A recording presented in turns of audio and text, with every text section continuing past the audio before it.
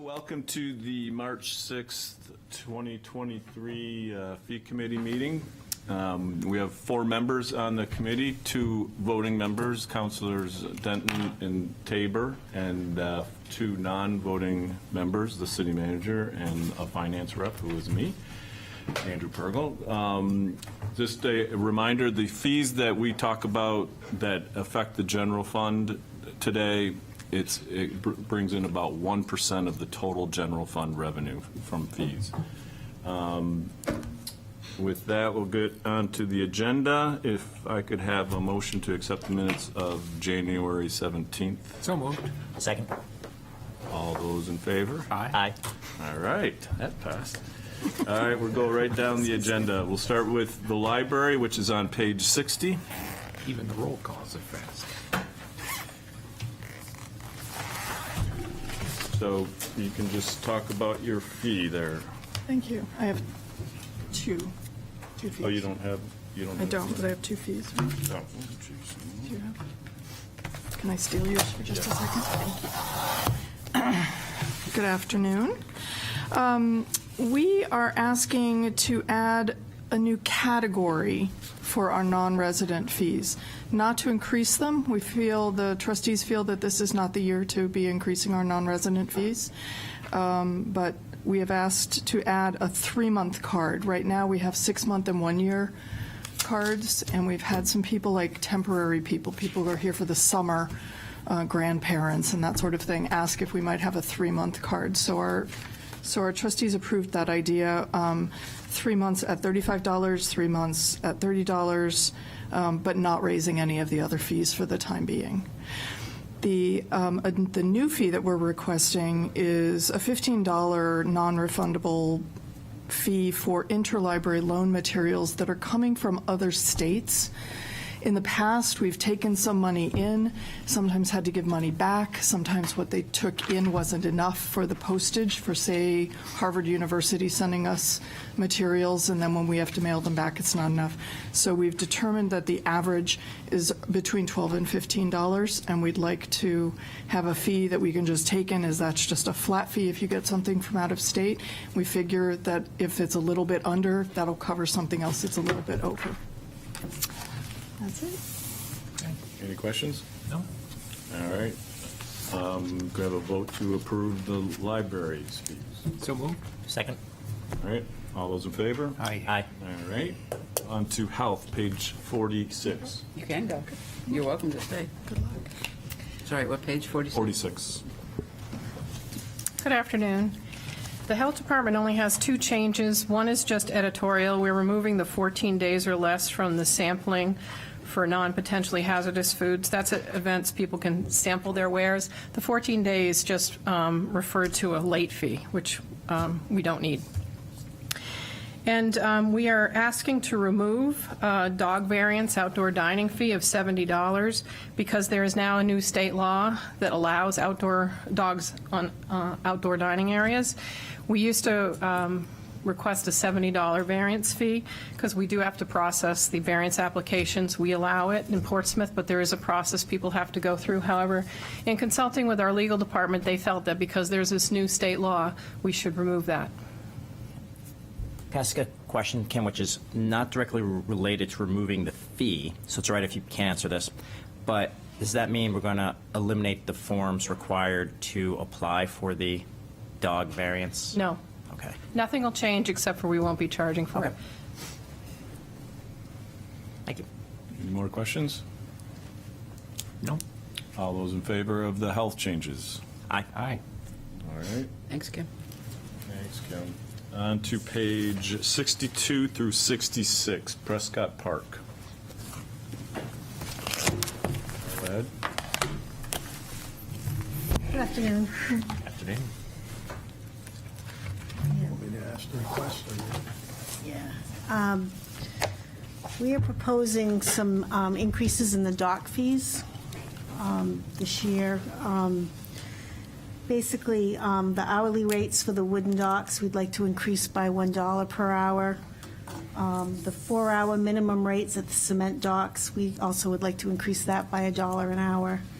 And then our overnight hour, we'd like to increase those by $2 an hour. And then basically, we just did a flat dollar increase because we really don't want to be handling change or anything at the docks. We still have transients that do come in, transient boaters that come in and pay, with cash. So, and then we're also making a recommendation to increase our seasonal rates. The resident fees from $122 per foot to $140 per foot, and then non-residents from $150 per foot to $173 per foot, which is a 15% increase. And then the electricity rates increase of per day $10 to $15, and seasonal rate from $275 to $300. These increases are all based on the fact that, the operational costs have gone up significantly. We need to be able to pay our seasonal help there, and in order to compete with Hannaford's and Target and those, we need to be able to increase those, as well as electricity costs and, of course, any operational dock fees that need to come into play. Jim? Correct, and I don't think we've increased the hourly rates since 2020, correct? Yeah. Correct.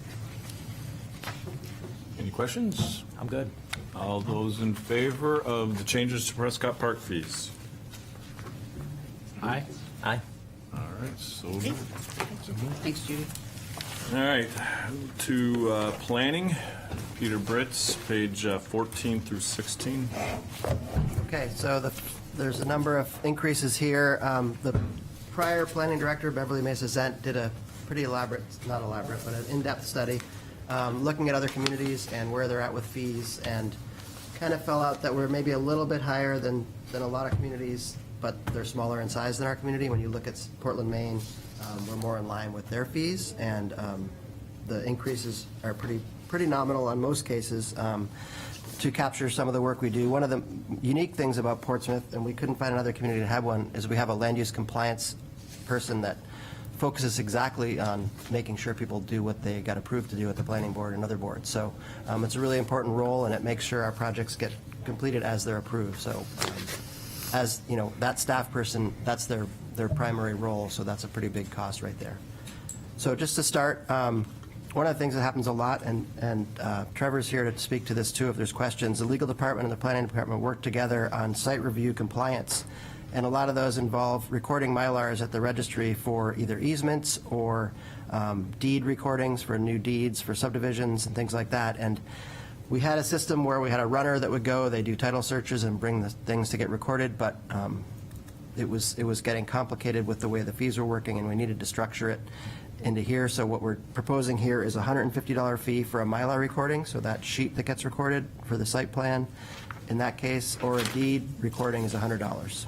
So those are new fees that have not been in this fee schedule before. And there's labor on our part involved going Quite a down bit, the quota. yeah, quite a bit of coordination and labor and review back and forth with different departments. Anything else you want to add, Trevor? So we're not just pulling that number out of it. It's for work we do. It's for work, well, the number is largely for the runner that takes the recordings, and we have to pay them for their time. This Got is it. the, If I may, I think when you say runner, that doesn't really totally describe all the work that the courier does. She also updates title, makes sure that the documents are properly recorded in the chain of title to protect the interest that the developer has promised the planning board and the city council would be there. And so she kind of makes sure that legal interest is protected. Okay.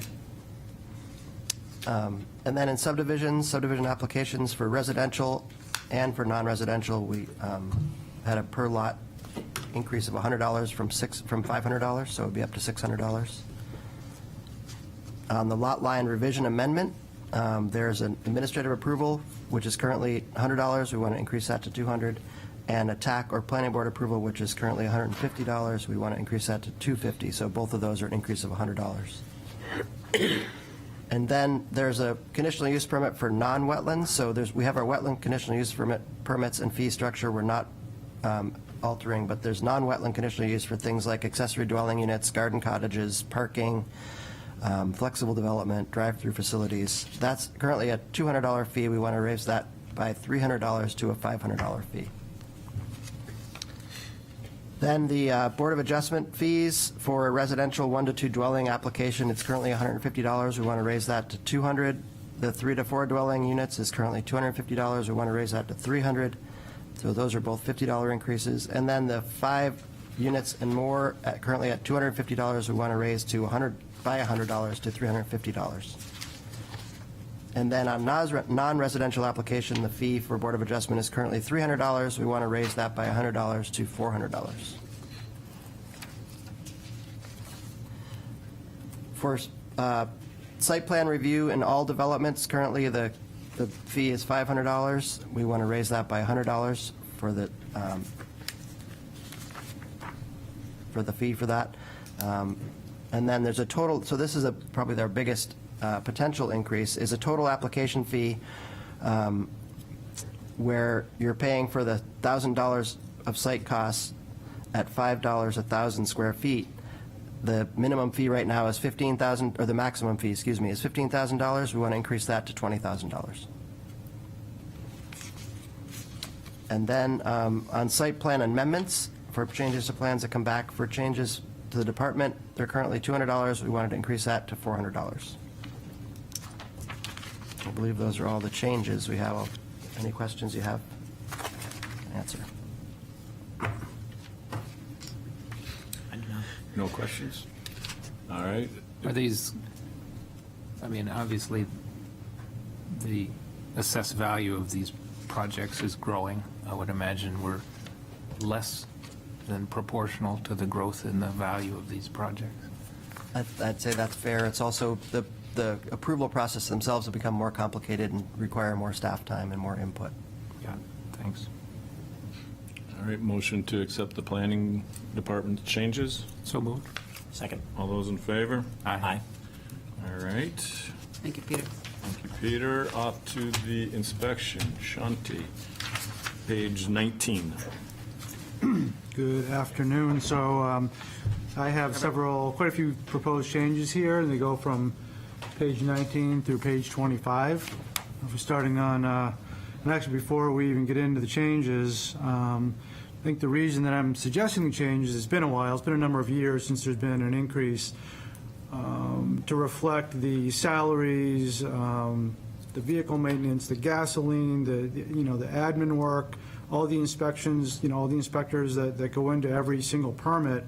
And for example, starting on page 19, there is a minimum fee for a residential permit of $50, and that's just not enough.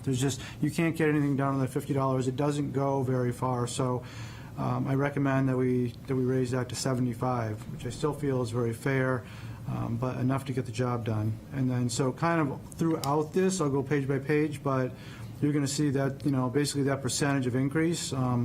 Minimum fee for commercial was $100, and now it's $150. And then page 20 is demolition permits, so $50 up to $75. And what's involved with the demolition permits is admin, which is filling out the placard, providing the placard, which is a pretty large vinyl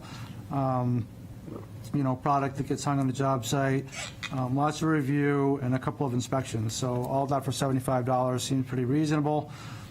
And then the residential rates, presently it's $7 per 1,000, and I'm recommending that it goes to $8 per 1,000.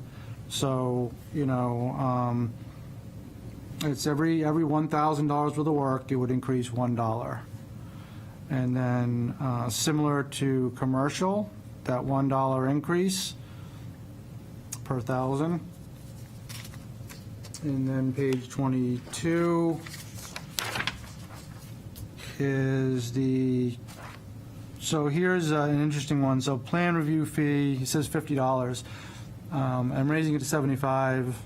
And honestly, this is a service that I'm not sure has ever been charged for or is possibly even utilized. So in my opinion, this is here so that you could be a resident, but it also could be a developer.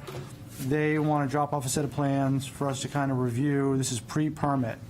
So, no, we don't have anything in the system. So we're going to take possibly 3, 4, 5 hours, maybe only an hour, but it could potentially be very time-consuming. So we would do that for a flat rate of $75. So it's kind of a service that the city would offer for plan review. And really, I feel like it's a discretionary type of a situation to where 99% of the time someone comes in, can you look at these plans? I look at them. Here's a few red flags, back to the drawing board. But if they really want us to sit down and do a full review, then we feel like we should charge for that. And then we get back into some minimum fees. So presently, there's a $50 fee for electrical, and I have suggested that we raise it to $75. So that means, once again, you may have several small items that are being performed as part of the scope of the work in the permit application, but they still need to be reviewed. You still need to use our software. We still need to send an inspector out to the job to look at the work at least once, more than likely twice. So $75 is what I'm asking for that. Page 23, this is minimum fee for commercial electric, and that's $100. Residential is $75, commercial's $100. Typically a lot more involved with a commercial project. Page 24, this is, the top of this is Chapter 14, Housing Code, Certificate of Occupancy. This is another service or an aspect of the inspections department that has, to date, has not been utilized. So right now, we do actually have a Chapter 14 Housing Code, which specifies that every 3 years, we'd be performing inspections on rental properties, 2-family, 3-family, apartments, basically apartment houses. We don't have the staff to actually implement that program right now, and I'm working on rewriting that code, which hopefully will be a combined effort of fire and health and inspections. So perhaps we will have the staff if we join forces, and once we do, we'll want to have a placeholder, because that could happen this year. So we want to make sure that we have something in there for these inspections. So it would be $35 per unit for us to inspect. Now, once you receive your certificate of compliance, that certificate will be good for 3 years. So it's basically $35 for 3 years for each unit, with a minimum fee of $100. So if you've got a 10-unit apartment building, it'll be $350.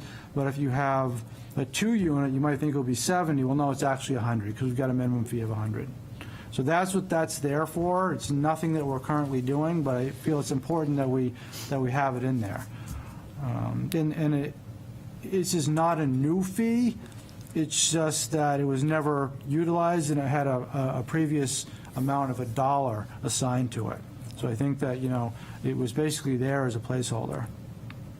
And then at the bottom of page 24, minimum permit fee.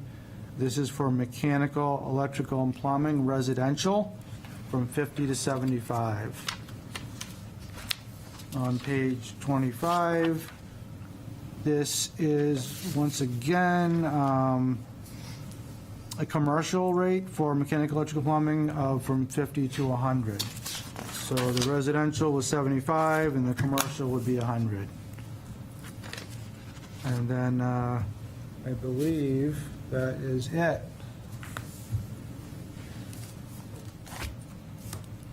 Any questions? No, not for me. Is the certificate of occupancy, is that a state code requirement or our local? The certificate of compliance for the rental housing, Yeah. that's out of our local, Chapter 14, our rental housing ordinance. Okay. So the way we're doing those now is complaint basis, which we get quite a few of. Somebody calls in and feels that their landlord isn't satisfying the minimum standards, and we'll stop by, and 9 out of 10 times, if the complaint is found valid, then we'll request an inspection of the entire apartment house through the owner. Yeah. Okay. And this fee is assessed on the owner. The owner, correct. This fee would not be to the tenant. It would be going towards the property owner. Yep. That's all my questions. Okay. All right, motion to accept the inspection department's requests. So moved. Second. All those in favor? Aye. All right, on to parking transportation. Thank you, Shanti. Thanks, Shanti. Page 48. Okay, so we got a pretty short list this year. One is to address snow ban parking rates at the Foundry Garage, to raise that from $3 to $5 to match the Hanover Garage. There was a question earlier on this item. Generally, we do price these two facilities differently, as much of our inbound traffic during normal times is non-local, so we want to encourage the use of that garage for walking purposes, Park One's philosophy, things like that. In this case, however, in snow removal situations, 100% of our traffic is local. So you have a certain constituency that lives closer to Hanover, such as the South End, that might be more compelled to use that facility. A different contingency that lives near Foundry Garage, say the West End, that might be more compelled. This basically just evens the rates for both. We're going to make you back up, Ben, Okay. to deal with the two items on page 48. First. Or second. Okay, so sorry I got out of order there. Vendor for motor vehicle. So this probably requires a greater degree of discussion, but that $5,000 rate coincides with an RFP that has gone out in recent years that invites one downtown vendor, or one vendor, to put a food truck in the downtown area at a certain position on State Street, and for a block of time that's basically the summertime. And the idea for reducing this fee would be to encourage more of that traffic, in light of the fact that the city has extended itself to the restaurant industry, the static restaurant industry, by allowing for parking spaces to be rented for this exact rate for the course of the summer. And the other part of that discussion would be, do we want, if more than one vendor applies, do we want to look at possible different locations and have a discussion furthering that? That's what this is about. Just a comment on that. I believe this was the outcome of a request I made years ago for more food trucks downtown, then became more late-night food trucks downtown. And then at first it was the Muffin Man. As far as I know, that's the only. Clyde's Cupcakes. And then, has the Salvation Army been using this spot, or is that someone else? I don't know if you remember. They did during COVID. Yeah. Okay. But there wasn't a fee associated with that, I don't believe so. I don't recall. Well, I don't believe. I don't think there's been any other vendors outside of Since then. the muffin person, and it's just a prohibitive cost, and we wanted to see if we could have a discussion about matching the rate that was being charged to the static restaurants for use of parking space. I would fully support this, along with supporting if other food trucks wanted to try something out as well, expanding it. I don't know if we could, if that would have to go to the city council for policy, or... In the last cases, it's been an RFP that's gone out, so I can revamp the RFP and then put it through the appropriate channels to see if you guys like what I come up with, and then issue it as an RFP and see who's interested. I think if we understood the goal of the city council was to widen the base for responses, we could work that into the RFP language. Yeah, we may Absolutely. want to have a couple suggested locations that we would. Absolutely. Have we had Consideration. requests for locations besides State Street? It's just about everywhere but Yeah. this position, because it's kind of out of the way. So, I mean, I think most vendors would like to be on Pleasant or Congress, or where there's a lot of foot traffic, and we could probably find ways to do that. Maybe there's a premium to charge for areas that have a higher foot traffic. There's a lot of ways we could look at it.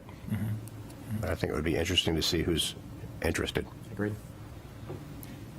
How about down along Marcy Street, around the park? Not much parking there. Yeah, there's not a lot of. There's only 4 space. spaces there. There's not a lot of space. There was a hot dog vendor there for quite a while. And that's on sidewalk. And in summertime, you can't use, Water Street because it's permitted down there. And the lot's a whole different situation, so. Okay. I think it's worth exploring. Okay. So this motorcycle parking on Pleasant Street summer season, this just to remove because it's in the ordinance. It doesn't need to be in fee committee. Parking rates are driven by ordinance, not by fee committee, so just going to take it out of here. Yep. And then the snow removal thing. Any other questions for parking? No? All those in favor of the parking suggested changes? Aye. Aye. Thank you, Ben. Thank you, Ben. All right, we are off to water and sewer, page 56, 57. Okay, thank you. Really not a whole lot this year for water sewer.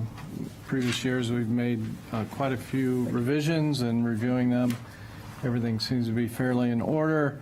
The one item which we update every year is on page 56 for the larger fire services, including municipalities.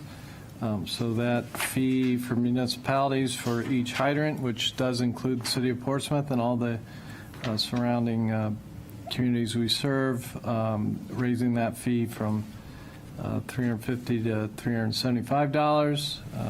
This would be the 7th year of raising it, $25 a year per the rate study, a gradual increase to bring it up to what currently right now is probably right around $800 would be the rate model. But again, it was policy to do a gradual increase over time of this one.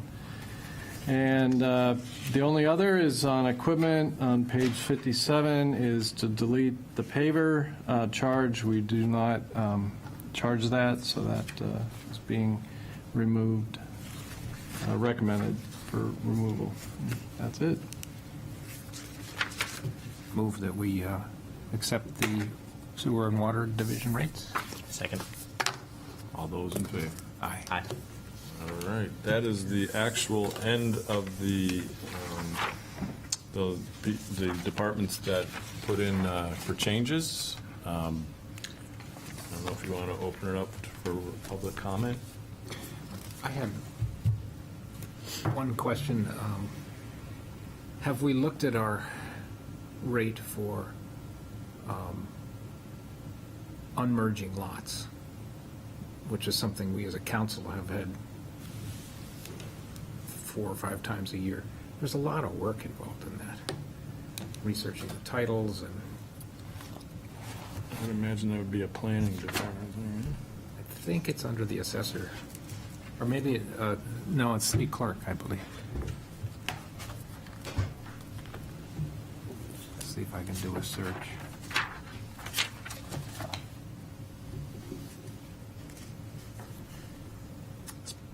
Planning department. right? Is that lot line revision? No. No, it's a petition to unmerge merged lots.